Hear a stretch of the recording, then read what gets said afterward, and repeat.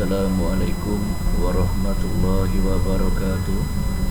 Nama saya Aditya Rezaldi, NPM 191055201123. Di sini saya akan mempresentasikan laporan praktikum tentang kecerdasan bisnis dan penambangan data modul 1 sampai dengan 9.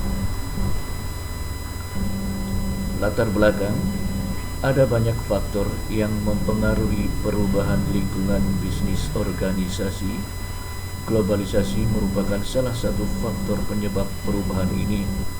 Globalisasi terjadi ketika perbedaan jarak dan waktu di dunia ini menjadi semakin kabur, sehingga hampir tidak ada batas yang membedakan antar negara.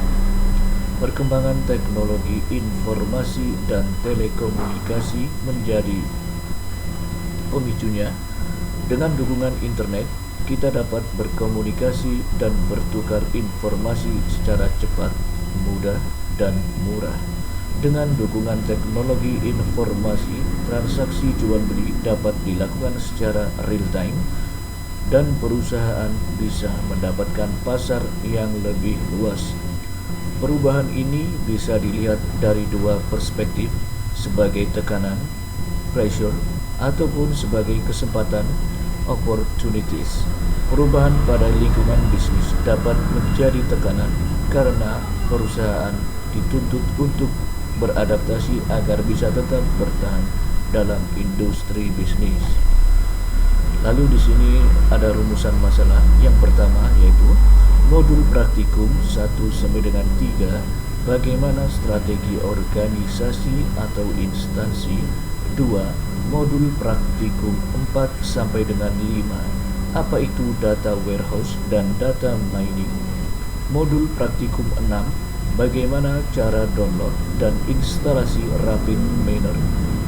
4. Modul praktikum 7, apa yang dimaksud dengan classification decision tree dengan algoritma G4.5.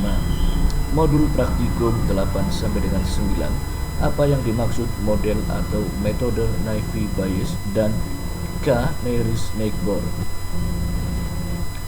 Tujuan penelitian ada 5. Yang pertama yaitu dapat mengetahui strategi berorganisasi atau instansi.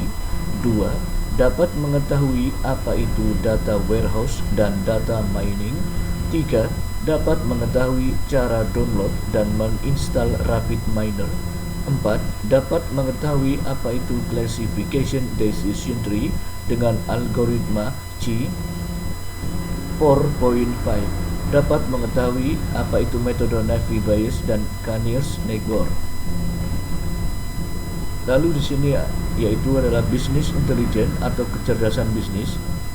Kecerdasan bisnis itu sendiri dikenal secara luas dengan sebutan business intelligence. Pada dasarnya merupakan evolusi dari sistem pendukung keputusan.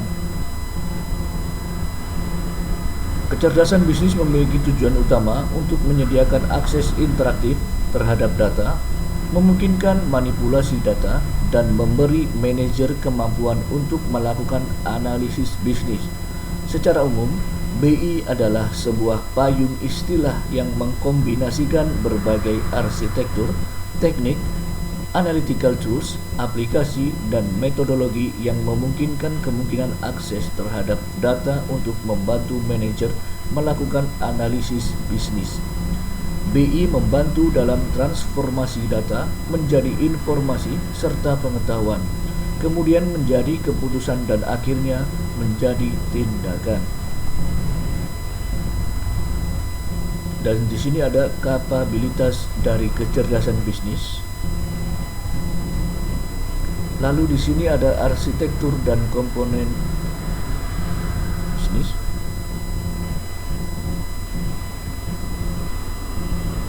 Lalu manfaat BI dalam organisasi bisnis. MicroStrategy mengkelompokkan 5 ragam BI dan menawarkan tools untuk masing-masing kelompok, yaitu 1. Penyampaian laporan dan alert. 2. Laporan enterprise dengan dashboard dan scorecards. 3. Analisis curve atau disebut analisis slide and dice. 4. Ad hoc queries. 5. Statistik dan data mining. Lalu jenis penelitiannya. Desain penelitian ini adalah literatur review atau tinjauan pustaka, penelitian kepustakaan atau kajian literatur, merupakan penelitian yang mengkaji atau meninjau secara kritis pengetahuan, gagasan, atau temuan yang terdapat di dalam tubuh literatur berorientasi akademik, serta merumuskan kontribusi teoritis dan metodologinya untuk topik tertentu. Adapun sifat dari penelitian ini adalah analisis deskriptif, yaitu penguraian secara teratur data yang telah diperoleh, kemudian diberikan pemahaman dan penjelasan agar dapat dipahami dengan baik oleh pembaca. Karakteristik inklusi dan eksklusi. 1. Tipe studi. 2. Tipe intervensi. 3. Hasil ukur. 4. Strategi pencarian literatur. 5. Sintesis data. Dan di sini ada data warehouse. Data warehouse merupakan basis data yang dirancang untuk mengerjakan proses query, membuat laporan dan analisa. Data yang disimpan dalam sebuah data warehouse adalah data histori dari sebuah organisasi atau perusahaan, yang mana data tersebut tidak tersimpan secara rinci atau detail. Data warehouse berbeda dengan data OLTP atau Online Transactional Processing yang tersimpan sampai prosesnya berlangsung secara lengkap. Data warehouse bersumber dari berbagai format software, platform, dan jaringannya beda. Dan di sini ada Rapid Miner. Apa sih Rapid Miner? Yaitu perangkat lunak sumber terbuka. Rapid Miner adalah solusi penambangan data, penambangan teks, dan analitik prediktif. Rapid Miner menggunakan berbagai teknik deskriptif dan prediktif untuk memberikan informasi kepada pengguna sehingga mereka dapat mengambil keputusan terbaik. Rapid Miner memiliki sekitar 500 penambang data, termasuk operator untuk input, output, preprocessing data, dan visualisasi. Rapid Miner menyediakan antarmuka pengguna grafis interface untuk merancang pipa analisis GUI atau Graphic User Interface. Ini akan menghasilkan file XML markup yang dapat diperluas bahasa, mendefinisikan prosedur analisis penggunaan ingin menerapkan ke data. Lalu di sini ada metode Navi Bayes dan Canir-Snaigbor. Navi Bayes adalah algoritma yang dapat mengklasifikasikan sesuatu variabel tertentu menggunakan metode probabilitas dan statistik. Navi Bayes menggunakan cabang matematika yang disebut teori probabilities, menemukan peluang terbesar dari kemungkinan pengklasifikasian dengan cara melihat frekuensi setiap klasifier pada data training.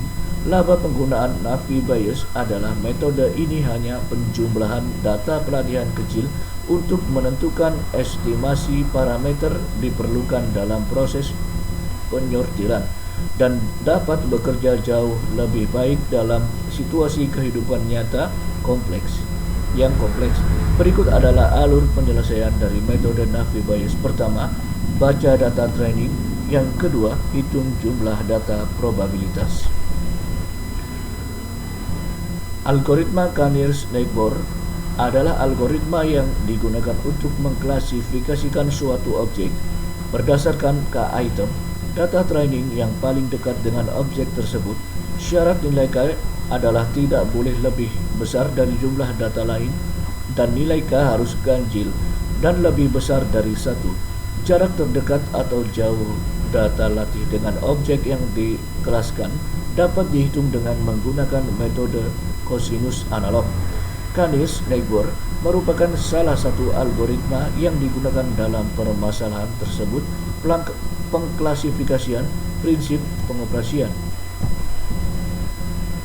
Canis Snackboard. Untuk menggunakan algoritma Canis Snackboard perlu ditentukan banyaknya K tetangga terdekat yang digunakan untuk melakukan klasifikasi data baru.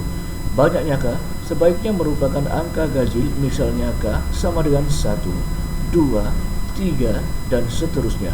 Penentuan nilai K dipertimbangkan berdasarkan banyaknya data yang ada dan ukuran dimensi yang dibentuk oleh data. Semakin banyak data yang ada, angka K yang dipilih sebaiknya semakin rendah. Semakin besar ukuran dimensi data, angka K yang dipilih sebaiknya semakin tinggi. Adapun tahapan dari algoritma Canis Snackboard sebagai berikut. Kesimpulan dan saran. BI adalah sekumpulan teknik dan alat untuk mentransformasi data mentah menjadi informasi yang berguna dan bermakna untuk tujuan analisis bisnis. Yang kedua, ada 5 konsep dari BI, yaitu data sourcing, data analysis, situation awareness, risk analysis, decision support. Dan yang terakhir yaitu dapat digunakan untuk meningkatkan kinerja perusahaan melalui peningkatan efisiensi pelaksanaan kerja sehingga pada akhirnya akan tercipta perbaikan layanan pada masyarakat serta pengelolaan anggaran yang tepat. Baik, sekian presentasi dari saya. Bila ada salah kata, mohon dimaaf. Assalamualaikum warahmatullahi wabarakatuh.